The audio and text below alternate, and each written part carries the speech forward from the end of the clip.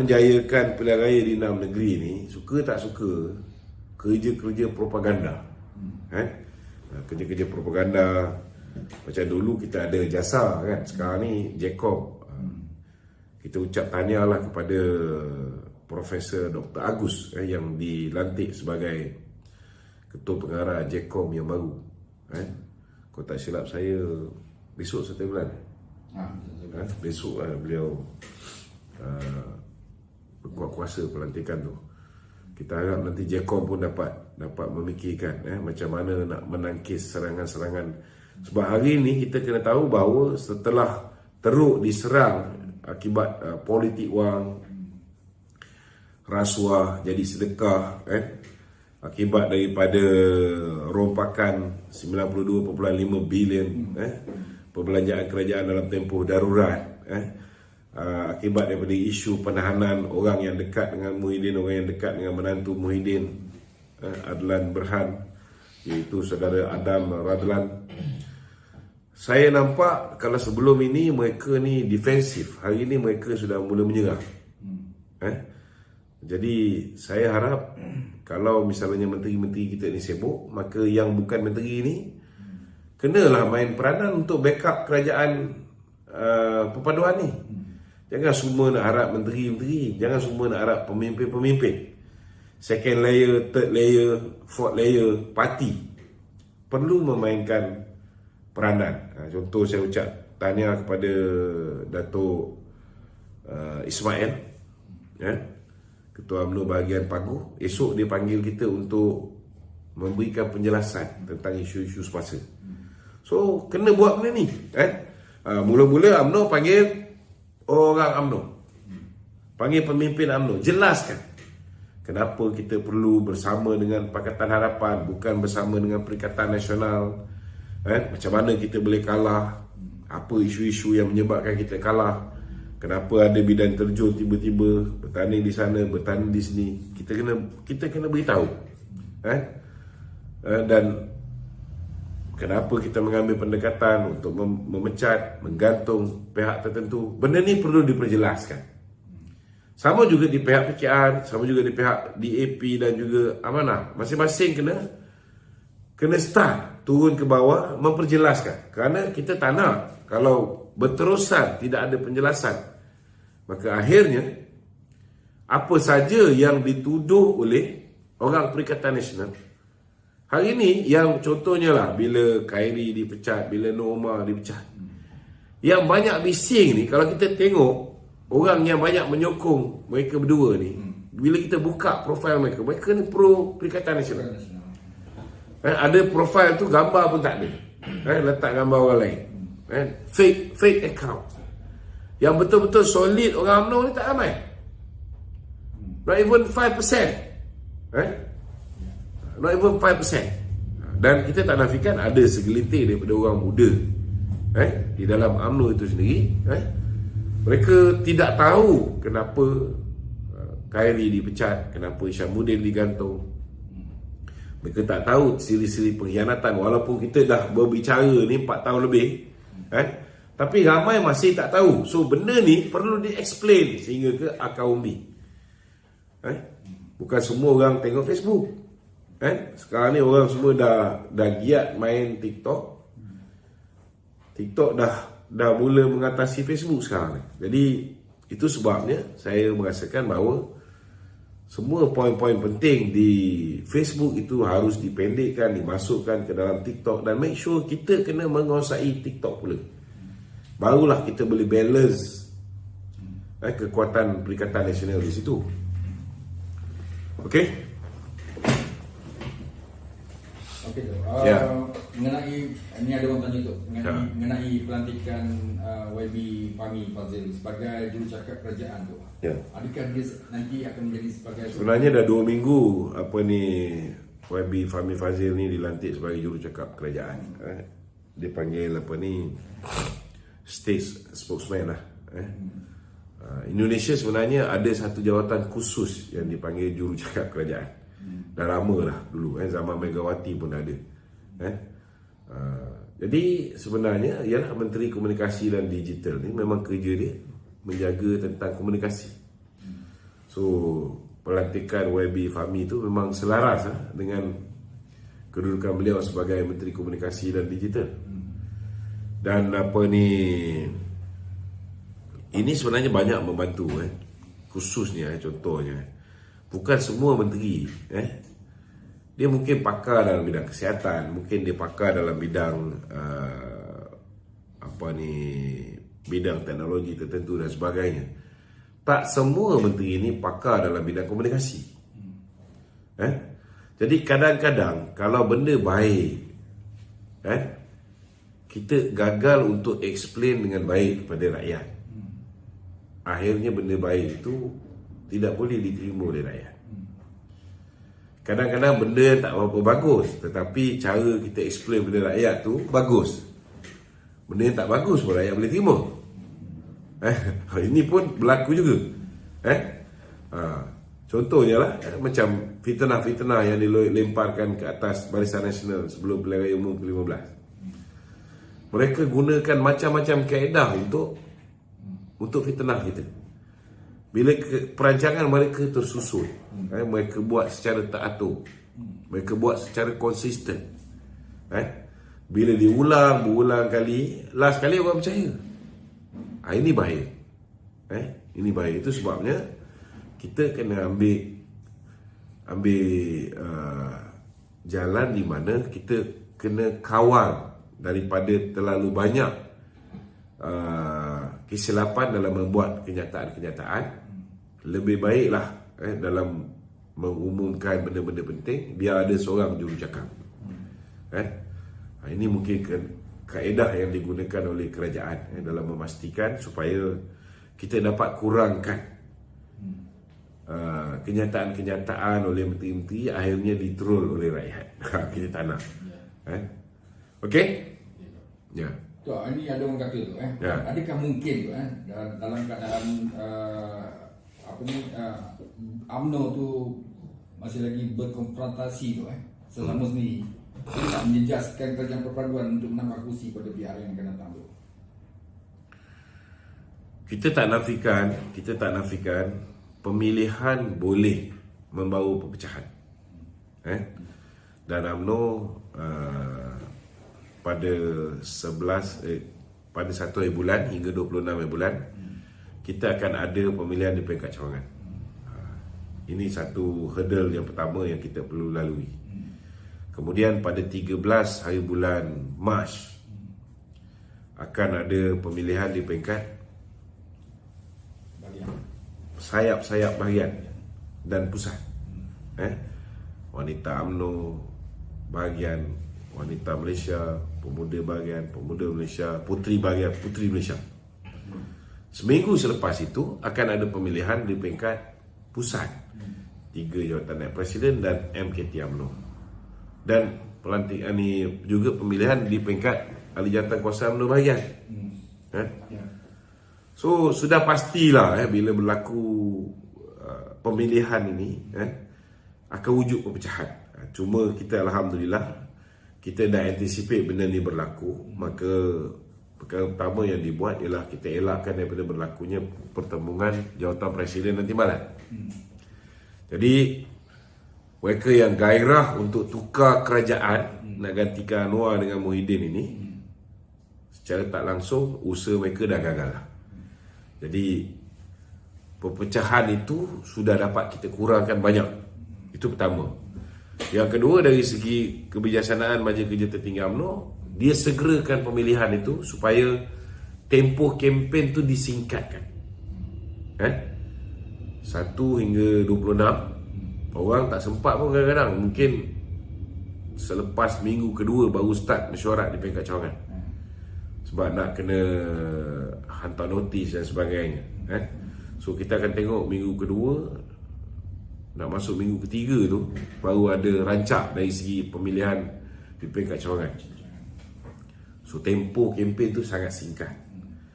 Kemudian ada lebih kurang berapa belas hari, 26 hingga ke 13 hari bulan, lebih kurang 2 minggu lebih akan ada pemilihan di peringkat sayap. Minggu ketiga tu dah ada pemilihan di peringkat pusat dan juga di peringkat UMNO bahagian. Jadi kita haraplah dengan tempoh berkempen tu yang singkat, pemimpin-pemimpin dinilai berdasarkan prestasi mereka sepanjang tempoh daripada 2018 pemilihan yang lepas sehingga ke hari ini, dan arahan yang dikeluarkan oleh ibu pejabat ialah untuk memastikan tidak ada sebarang duit bertukar tangan dalam tempoh mulai 1 bulan Februari. Jadi kita haraplah politik wang ni benar-benar dapat dikekang, dan kita tahu ibu pejabat sudah pun menghantar pasukan dia untuk memantau, bersiap dengan kamera dan bagai ni, dan kita harap mereka-mereka yang langgar benda ni akan dihadapkan ke jawatan kuasa disiplin parti. Dan dalam masa yang sama juga, bila tempoh ini singkat, ianya sudah pasti dapat mengurangkan pergeseran. Cuma selepas pemilihan ni kita harap pihak yang menang akan segera, bak kata orang tu, biduk berlalu kiambang bertahun, maknanya akan segera menarik pasukan-pasukan yang tewas ini untuk bersama dengan kepimpinan bahagian, bersama dengan kepimpinan di peringkat pusat, kita rapatkan saf balik supaya kita ada pasukan yang kuat dalam berhadapan dengan pilihan raya negeri di 6 buah negeri ini.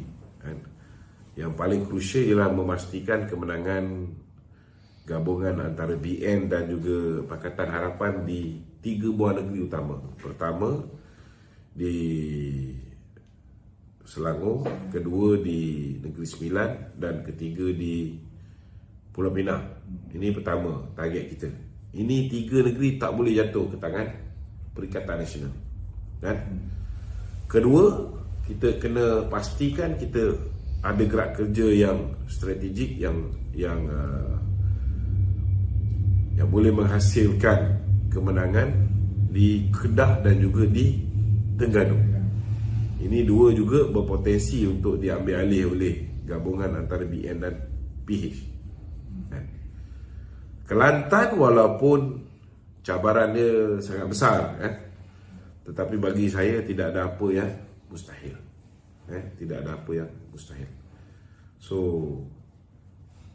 kita tumpukan fokus kita untuk memastikan kita boleh tawan. Setidak-tidaknya 3, 4 atau 5 negeri dalam pilihan raya negeri yang akan datang. Okey? Itu. Ada orang tanya pasal perkembangan ROS yang Datuk Ahmad Fazal begitu. Macam mana perkembangan dia? Setakat ni belum dapat berita lagi. Belum dapat berita lagi. Saya rasa tak ada masalah, sebab semuanya mengikut peraturan dan mengikut perlembagaan. Okey. Ada orang tanya gitu pasal akaun bersatu ni, betul ke yang dia akaun tu telah dibekukan oleh sekarang? Akaun bersatu betul telah dibekukan oleh SPRM. Itu saya tahu. Cuma berapa amount di dalam akaun tu yang dibekukan tu yang kita tak tahu. Tapi memang dah dibekukan. Maknanya bila ianya dibekukan, sudah ada bukti-bukti yang kukuh bahawa terdapatnya duit-duit daripada sumber yang haram ini dimasukkan ke dalam akaun bersatu tersebut. Saya dipahamkan juga ianya termasuklah akaun PAS, cuma kita tak tahu amount dia apa semua sekali lah. Kita tunggu kenyataan daripada SPRM dulu. Kita jangan main tuduh tak tentu pasal. Berkenaan dengan pendakwaan seseorang terhadap dua bekas Perdana Menteri, boleh komen sikit? Itu sebenarnya ialah saman, saman di mana Tun Dr. Mahathir dan juga Muhyiddin Yassin telah diletak sebagai defendant di dalam saman syarikat yang mengendalikan high speed rail, iaitu kereta api laju di antara bandar Malaysia ke Singapura. Itu saman. Saman. Okey? Ada lagi? Tok,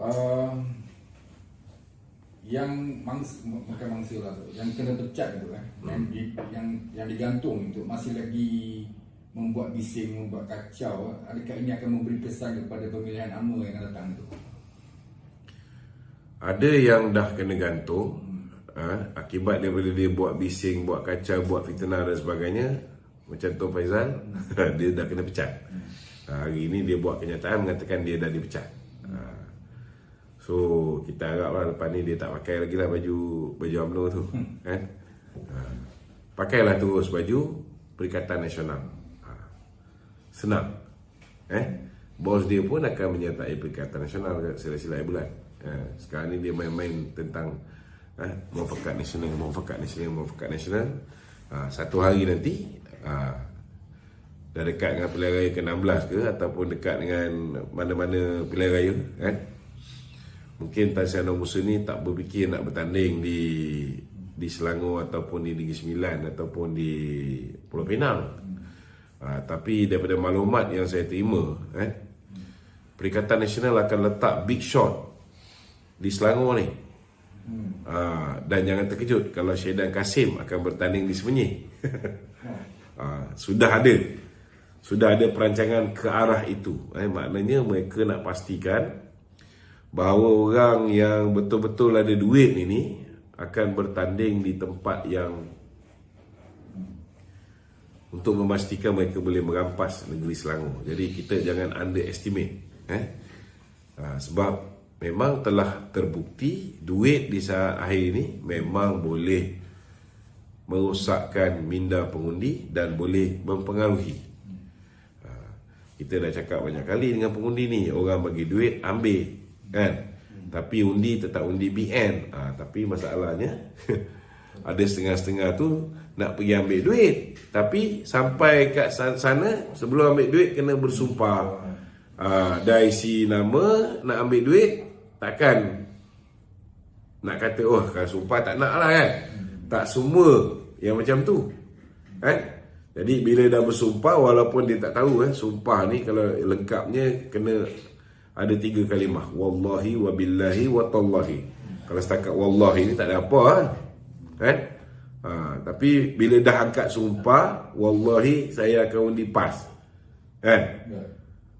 Dah ambil duit, akhirnya mereka mengambil keputusan, banyak yang tak keluar mengundi. Yang mana yang keluar mengundi sebab dah bersumpah mengundi PAS, mereka keluar pangkal PAS. Ini bahaya kan. Jadi kita haraplah kawan-kawan yang dalam pilihan raya negeri nanti, mereka akan guna modus operandi yang sama. Dan kali ini kita harap jentera-jentera kita kena bersiap sedia dengan kamera-kamera yang hidden kamera ni, kerana kita tak nak jadi macam Negeri Terengganu. Negeri Terengganu ni beratus ribu orang yang terima duit daripada PAS dan Perikatan Nasional. Tapi malangnya yang sanggup jadi saksi hanya 20 orang. Daripada 8 negeri, 8 kawasan parlimen, yang mana PN dan PAS merasuah pengundi-pengundi, hanya 3 kawasan parlimen yang kita boleh buat petition mahkamah. Rugi. Rugi. Jadi kena make sure kali ni kita kena betul-betul bersiap sedia. Termasuklah dalam pemilihan parti ni. Kita harap perwakilan tidak dibeli lah. Dan kalau pun ada, kalau ada orang bagi duit, ambil. Tetapi bila mengundi ni, tolonglah fikir tentang masa depan parti kita. Jangan kita mengundi orang tu kerana duit dia. Kalau kita undi orang kerana duit dia, memang hancur parti kita. Macam mana parti kita dihancurkan dengan duit-duit yang ditabur oleh Perikatan Nasional, macam itulah parti kita boleh dihancurkan oleh puak-puak yang nak bagi duit dalam pemilihan parti ni. Jadi kena berhati-hati. Ada orang bagi duit, tak apalah. Kalau tak boleh nak tolak apa ni benda tu, setidak-tidaknya jangan sampai duit tu mempengaruhi keputusan anda. Itu penting. Kena ingat, kita dah 2 kali ditolak oleh rakyat. Tidak dapat membentuk kerajaan di peringkat persekutuan. Pemilihan kali ini akan menentukan sama ada pasukan baru kita ni boleh merampas balik kerajaan kita dalam pilihan raya umum ke-16 ataupun tidak. Boleh merampas balik 6 buah negeri dalam pilihan raya umum, pilihan raya negeri yang akan datang bersama dengan rakan-rakan PH ataupun tidak. Jadi penting. Pemilihan ini sangat penting. Pastikan kita pilih orang yang betul-betul aset parti. Bukan pengkhianat parti, bukan orang yang tak setia pada parti, bukan orang yang kita ragu-ragu selepas ini dia akan buat kerja ke tak buat kerja. Kena ingat, orang yang boleh bagi duit ini belum tentu dia boleh berkhidmat. Hari ini untuk pemilihan mungkin dia boleh bagi duit, tetapi boleh tak bila time kita nak buat program dan sebagainya, duit itu disalurkan pada kita? Ada orang billionaire, tapi bila kita minta duit, nak buat demonstrasi, nak buat plakat pun dia tak nak keluar duit.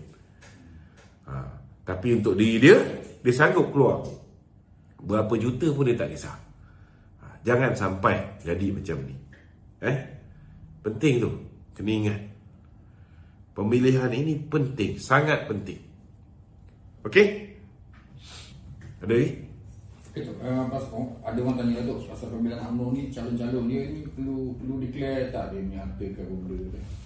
Aset. Saya rasa pemilihan UMNO ni tak ada orang buat kerja sampai declare aset. Orang declare aset, apa tujuan dia? Itu kita kena faham. Tujuan declare aset ialah supaya sebelum dia dipilih sebagai wakil rakyat, itulah jumlah aset dia. Selepas dia dapat wakil rakyat, selepas dia dapat kuasa, adakah dia menyalahgunakan kuasa dia tu untuk menambah kekayaan? So kalaulah selepas dia dapat kuasa setahun 2 tahun, kekayaan dia tu luar biasa berbanding dengan aset yang dia dah declare, maka dari situ SPRM boleh menjalankan siasatan. Tapi kalau pegang jawatan dalam parti ni tak boleh mendatangkan hasil. Kecuali lah kalau orang tu dia kerja dengan ibu pejabat ke apa benda ke, ada kontrak membekalkan itu, membekalkan ini, itu lain cerita. Tetapi untuk pemilihan parti ni saya rasa tidak sampai ke tahap memegang jawatan parti itu boleh mendatangkan hasil. Jadi tak berapa relevan untuk suruh orang yang nak bertanding jawatan parti untuk declare aset. Untuk jawatan dalam kerajaan, disebabkan jawatan itu menyebabkan seseorang itu terdedah kepada peluang untuk menerima rasuah, untuk menyalahgunakan kuasa. Di situ ada keperluan untuk asset declaration. Okey, ada lagi?